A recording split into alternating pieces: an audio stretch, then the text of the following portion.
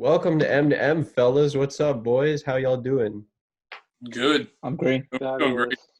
Good. How are We have you? a special segment today. We're talking Last Dance and GOAT debate today. So we have a specific panel for that. We're joined by Geoffrey as always. And if you guys want to introduce yourselves, we'll start with Milan. My name's Milan Mardia, a ZO2 fan, and I'm excited to get into this GOAT debate. Hussain. Hussain, what's up, guys? Yeah, you're on our NFL draft show, returning analyst. And then we got Josh Christoffersen. What's up, Josh? Going on. I'm Josh. I'm new. Huge LeBron fan. Just saying. All right. Well, that's a little bit of an intro to what you're going to be hearing from us. I think this is a good time to talk about The Last Dance because when everyone was watching The Last Dance, people were biased, right? People were very emotional, and you saw a lot of drama that wasn't necessarily factual. I mean, MJ's teammates came out and said stuff.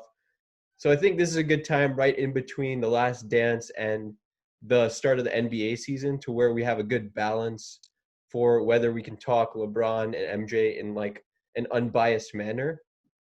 But first, I just want to get some initial reactions to The Last Dance, what you guys thought of it, what you took from it. I know personally, I took a lot of motivational stuff from MJ, how he made everything personal, how he took offense to the littlest of things and really used that as fire to bring him success. So let's start with Milan with that Pelicans jersey. Yeah, I mean, it was definitely inspirational. Now I'm like, focused on basketball, trying to get better and everything. But I think in some places he took it too far. Like when someone just said hi to him, he's like, "Man, I took that personal. I'm gonna win this game now." So I think at some points it took it too far, but it's just that killer mentality that he has that's inspirational, kind of like Flight. Yeah. I think it was in the 96 finals, they went against like the Seattle Supersonics, and he just saw the opposing coach, George Karl, in public, right? And this man didn't say hi to him. This coach didn't say hi to MJ. MJ took offense to that, destroyed the Supersonics in the finals. So I think that was a great example. Hussain, what was your reaction to it? I think because it came out during quarantine, during when everyone was staying at home. So I guess it gives everyone something to watch, something to keep busy. So that was good. I just found it interesting how, like, a bunch of his teammates, a bunch of people came out saying that they didn't like the way they were portrayed in the documentary. They didn't like how they were filmed. It just basically was a way to glorify MJ to make him seem so good and everyone else was so bad. I also enjoyed the memes that came out of it saying like someone tell MJ that the coronavirus dissed him or something. So yeah, I think a lot of his teammates were upset with it. MJ had the final word in what the people got to see, and that's a lot of control over how people are going to view him in history. So I think it was obviously intended to add to his potency in the GOAT discussion.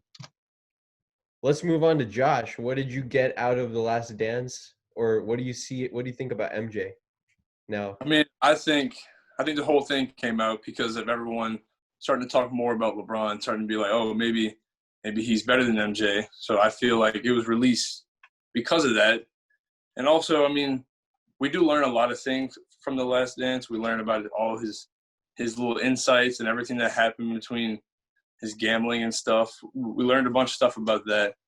And I just think, I mean, it was needed during quarantine. I think it was very much needed, really.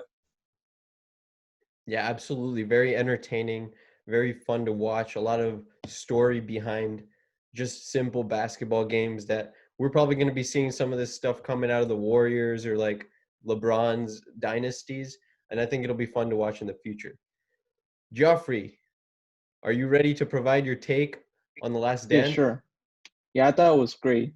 As someone who's never able to watch MJ, it really showed me how great of a player he was, and honestly, how much better he was than LeBron. And Hussey said, "Oh, a lot of teammates came out about saying that MJ, the documentary was false." but it was only two teammates. It was Horace Grant and it was Scottie Pippen. And Horace Grant came out and said that the documentary wasn't actually accurate was because they called him a snitch in the documentary. You know, he took offense to that. And as for Scottie Pippen was portrayed as someone who was selfish. They talked about how he didn't take surgery till the season started because he was unhappy with the contract. So I don't think that it was as MJ because they talked a lot about his both teammates too. But I can see where there's a little bias. Yeah, Pippen. I think Pippen had some validity to him not getting paid. I think that was valid because he was the second best player in the NBA, got paid like the 80-something or 70-something best player. So, yeah, it could be personal. It could be a little personal, the criticisms of The Last Dance, but it also could be a little factual.